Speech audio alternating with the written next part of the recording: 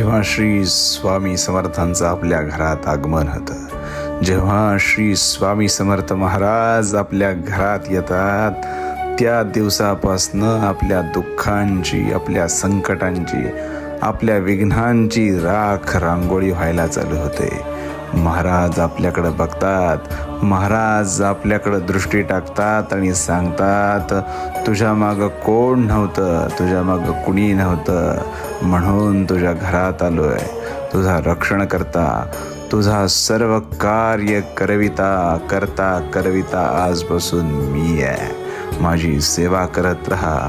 ह्या सेवेचं फळ तुला एक दिवस असं मिळेल की तुलाच उमगणार नाही की तू काय मिळवलंयस.